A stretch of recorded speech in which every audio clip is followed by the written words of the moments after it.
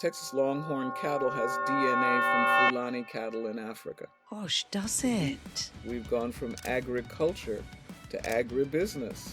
That says it all. You don't have to say very much else. So when we think about American food, Jessica, we are thinking about day-glow cereals, supersized portions of food, bleached chickens. You find all of these traditional peoples using agricultural know how that is deep, profound, extraordinary, and beneficial to all. What it does is it, in fact, makes the corn easier to digest and better for you, which is tremendous, isn't it? Welcome to In Good Taste, the weekly podcast on food matters for food lovers. I'm Malika Basu, food writer, commentator, and advisor. Now, when I say American cuisine, what comes to mind? Is it supersized portions, day-glow cereals, bleached chicken even?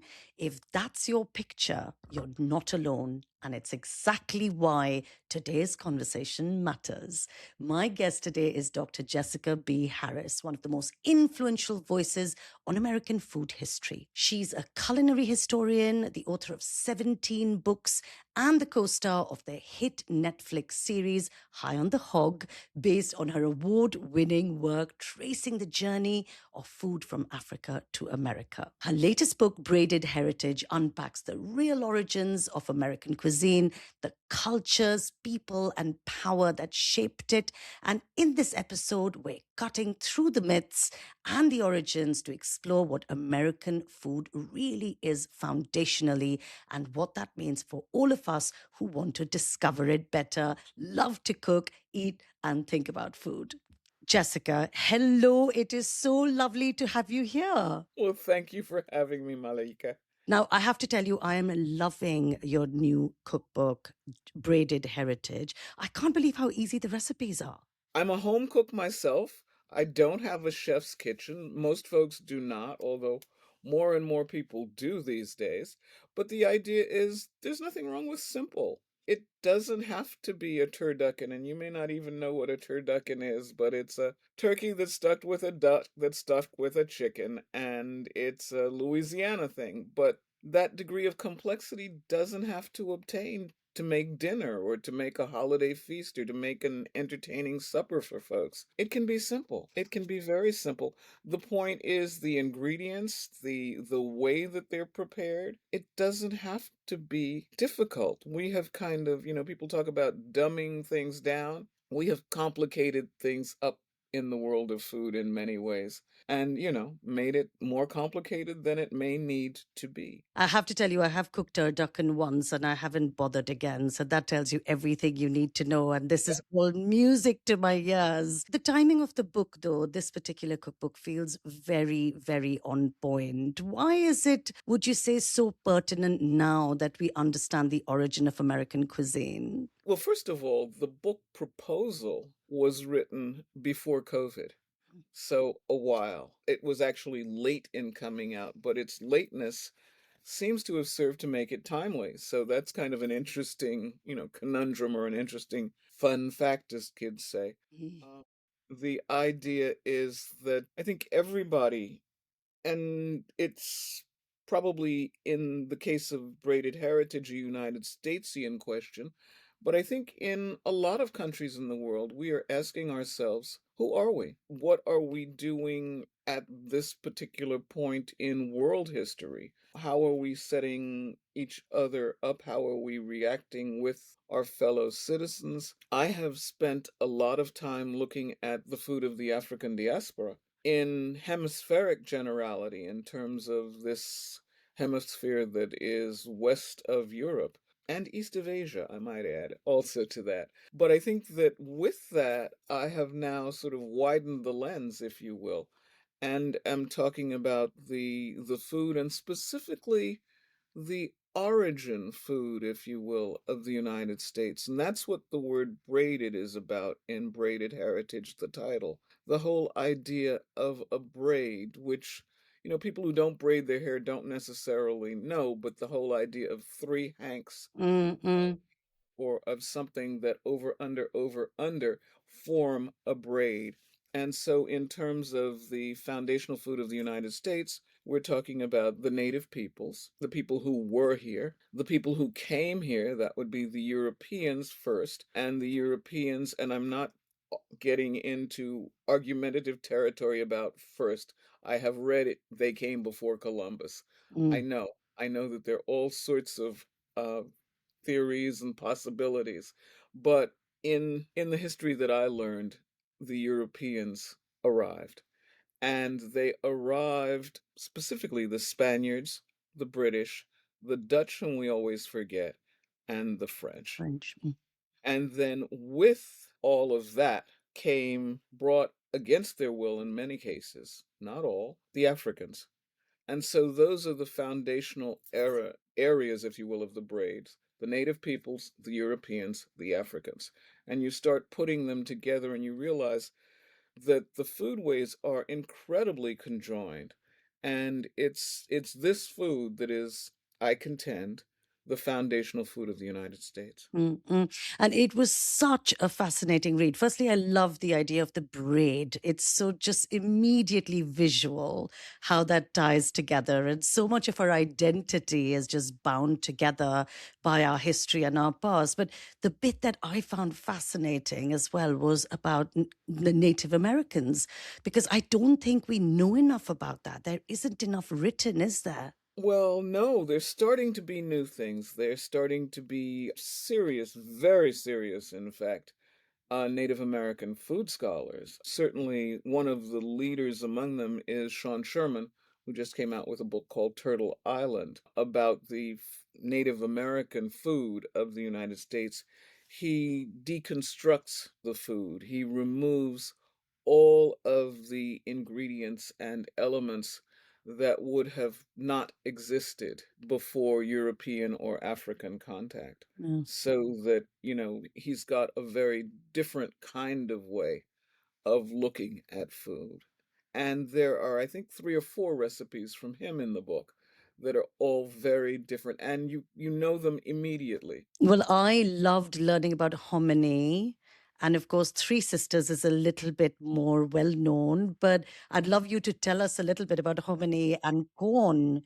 I think the thing with hominy and corn, and I get a little confused because I research it, it's not always there permanently.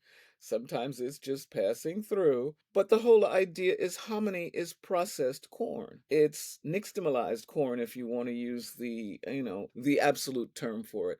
But it's corn that's processed. And the whole idea of how that processing happens and the result of it is testimonial to the technological know-how of the native peoples. So the whole idea of hominy, people have an acquaintance perhaps with grits, which are pounded hominy grits.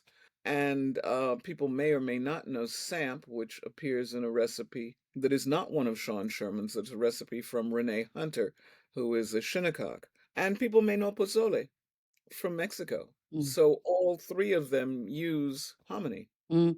And it's fascinating because the process, nixtamalization, what it does is it in fact makes the corn easier to digest and better for you, which is tremendous, isn't it? If you think about it as a No, absolutely. foundational to the cuisine. And what is also endlessly fascinating is that, of course, maize went to Africa. It played a very key role in the transatlantic slave trade, from what I understand. And it was later monocropped by the British and replaced a lot of indigenous grains in Africa and was linked to malnutrition later because, of course, it went to Africa without that know how or the system of farming it. Isn't that right? Well, exactly. I mean, what happens is the things work in harmony. The whole idea of the Iroquoian triad, the 3 sisters, corn, beans, and squash.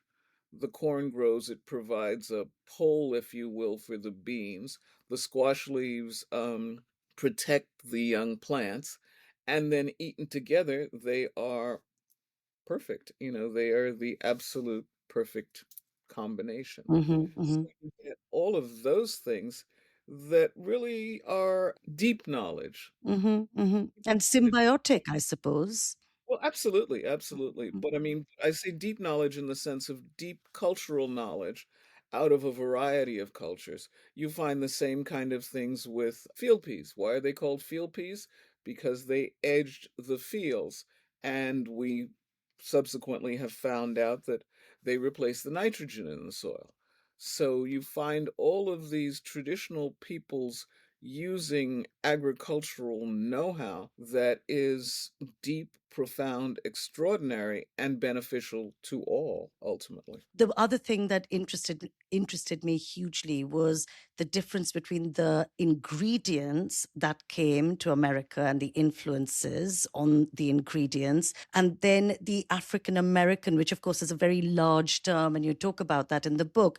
But the idea of cooking techniques, there was some really interesting cooking techniques that came with Africans, didn't they? Well, I mean, I think one of the things that we see, one of the things that we notice is cooking over live fire, which is to say, cooking over a fire, not in a hearth, Mm. is very different from cooking in a hearth or cooking even on a stew hole stove or a potager, depending on how you want to call it. Most Europeans who arrived were cooking in hearths and on, arguably on potager if they were advanced in the ways of handling kitchen things. But Africans and Native Americans basically shared that tradition of cooking over live fire. Well, live fire limits what you can do. You can't saute over live Mm. fire. You can stew, you can toast beside the fire, you can roast in the ashes, you can grill. There are a variety of other things. An anthropologist, mid 20th century, actually early 20th century anthropologist named William Bascom did a whole listing of the number of things that could be done with live fire.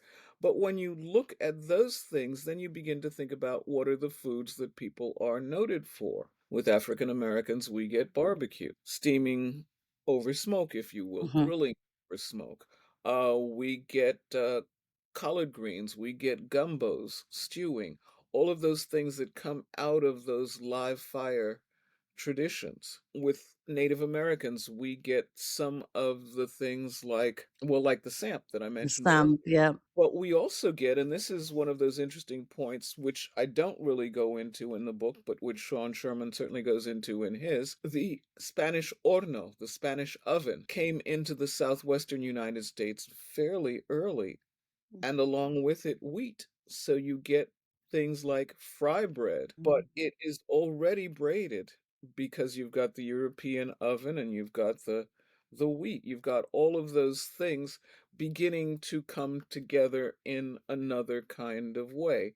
When you look at the barbecue, what are folks barbecuing for the most part? Pig. Well, pigs are not native to the United States, and they're certainly not native to Africa. So you got a European thing coming in there, and this is how it all comes together and wraps itself in a way so tightly that we don't really think about it. But Mm. that's I think, how would you describe samp? I was thinking about that. It's not really a stew, is it? It's not a soup. well, What I call it a soupy stew. I it's like mean, a and soupy I think stew. Hmm. yeah, soupy stew is what I would call it, and that's almost a paradigm for much of the cooking of certainly Western Africa. A soupy stew served over or with a starch. Like a biscuit or a bit of bread or That would be on this side of the Atlantic. On the other side of the Atlantic, it might be fufu. It might be, any number of things. In the East, it might be ugali. hmm. It might be anything. And if it's modern,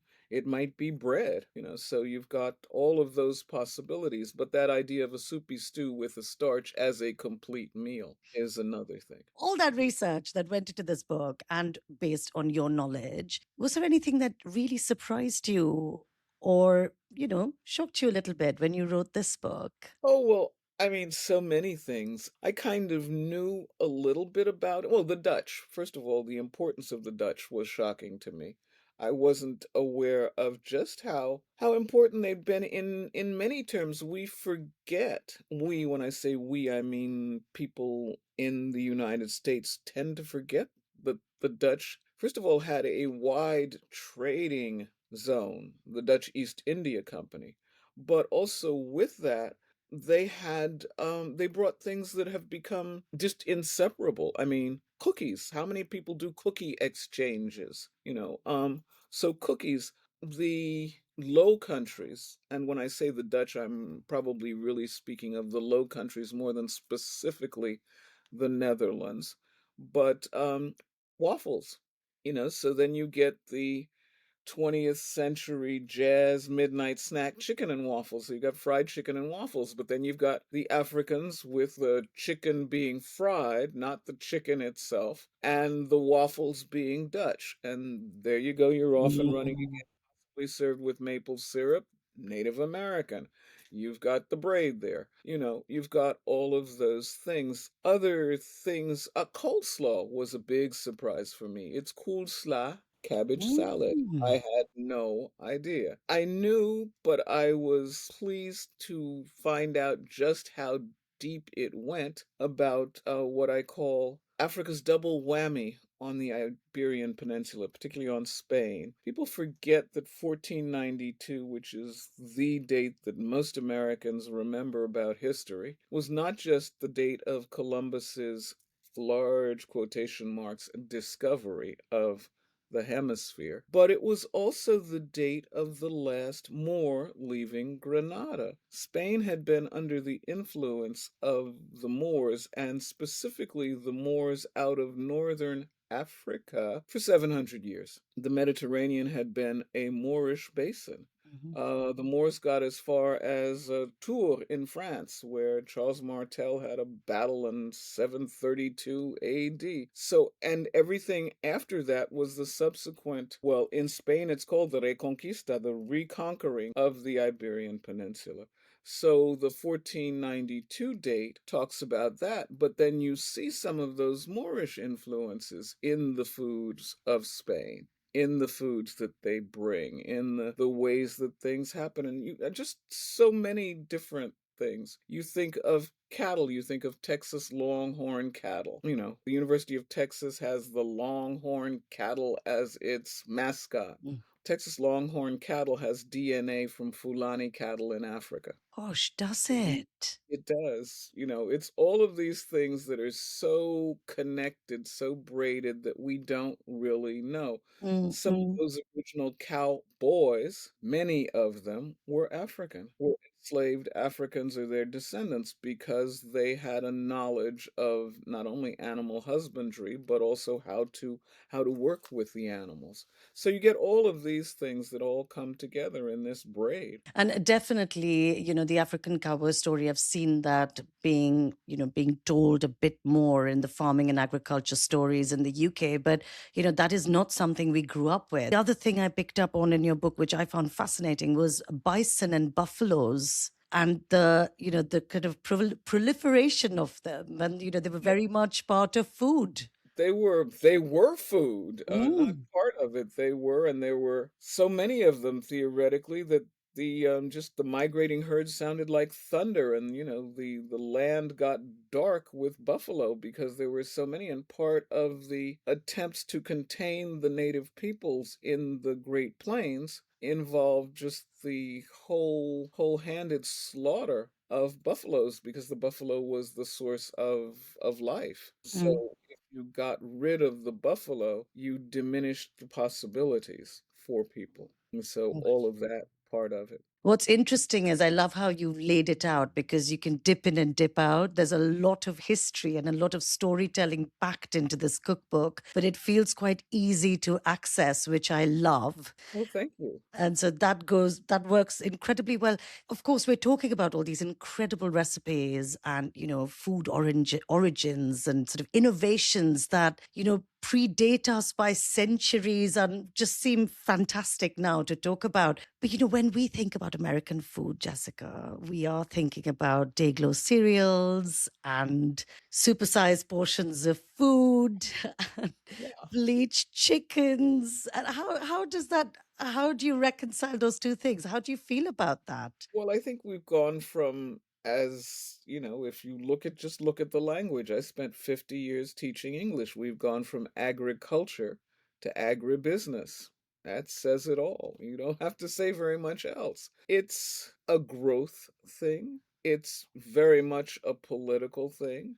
It is a complicated thing. And I am a food historian in that sense. I'm not Marion Nestle. So that the whole idea of the hows and the whys and the wherefores, I really am not well enough versed in, certainly to speak publicly. Around a dinner table, maybe, but publicly, no. But the whole notion of how we have this abundance of, supersized, vitamin infused, if you will, food and have food insecurity. I mean, there's so many very, very complicated, very unpleasant issues involved with that that could make for a very interesting podcast at another time. I think that the whole idea is that there are so many levels of food in the United States, and we are looking at all of them in a funny kind of way. Tell me There- a little bit more about some of the more recent migratory developments of cuisine. So things like burgers and pizzas and, well, I mean, Tex-Mex. as the book was originally written, the part of the book that was published as Braided Heritage was just going to be the first part. There was going to be a second part called Beyond the Braid, and it was going to look at the influence of the Germans, profound influence, the Italians, the Chinese, Mhm. and a lot of other peoples who are perhaps after that original foundational three, but who have contributed in massive ways to what we think of as American food. And that is a whole nother topic for discussion. That's why I keep saying it's the foundational food. This is not a definition of the food of the United States as it is today. It's a definition of the three things that went into the creating, the bedrock, if you will, of what became American food. Can we please talk a little bit about home cooking? Because that's obviously a matter of deep and great interest to the listenership and also to you and me. So, for the average home cook who'd love to explore, the original American food, if you like, where would you start? What would you suggest? Bearing in mind I'm in the UK. Oh my god. Well, I don't know that there are too many ingredients that are impossible to get. No. Most of the recipes I mean, there is a recipe for batter fried sugar maple leaves. Okay, those are hard to get, somewhat. There are recipes from Sean Sherman that call for things that would be more difficult to get, but that can probably be sourced via mail order. But everything else is relatively simple. Turkey. You can get turkeys, corn, collard greens. Collard greens can always, if you can't find collards, you can substitute kale or mustard greens or turnip greens or any of turnip tops being turnip greens. There are not a lot of things that are difficult to source. I thought the clam chowder looked really good, actually. A clear clam chowder. A clear broth clam chowder, yeah. That looked incredible.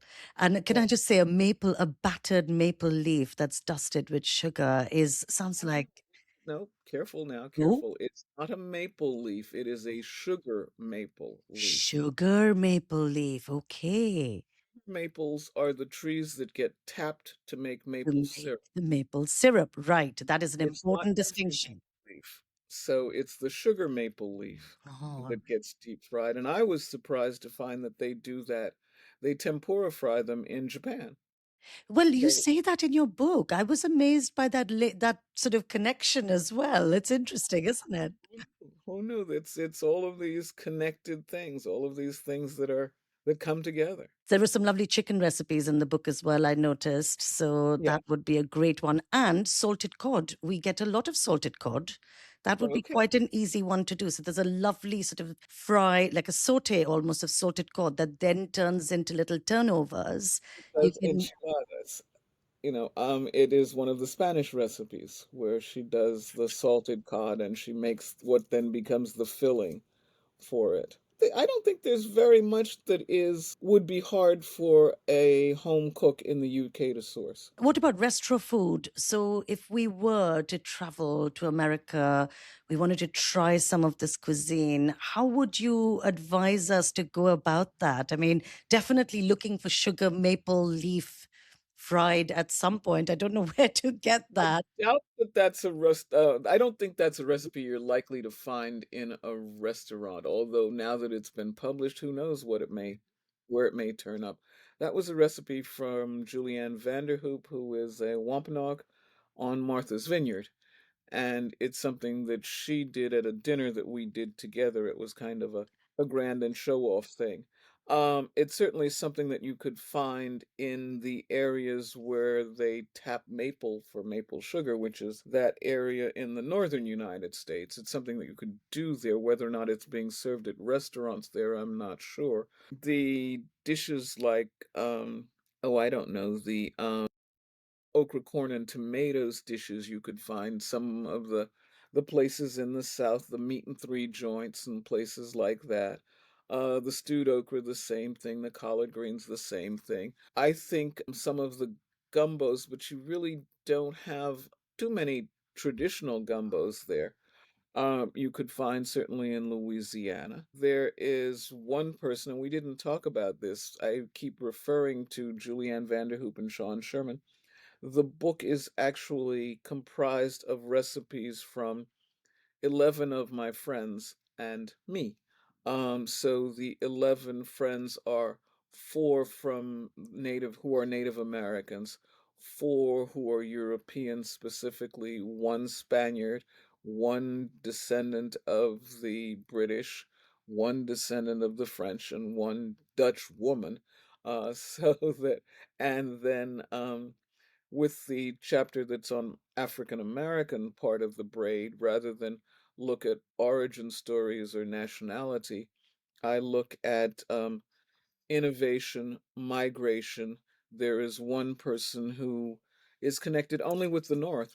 Bless her heart, she has gone on to glory and had the bad grace to die. So she didn't get to see the book, but her recipes represent a kind of northern cooking that her African American family did in Boston and in New York. Things like salmon poached in milk and dishes like that. This is so much to take on board here. I've loved talking to you. So thank you so much, Jessica. Thank you very much for having me. If you enjoyed listening to this, please don't forget to like, subscribe, share, tell all your friends about it, and I'll see you here for the next episode.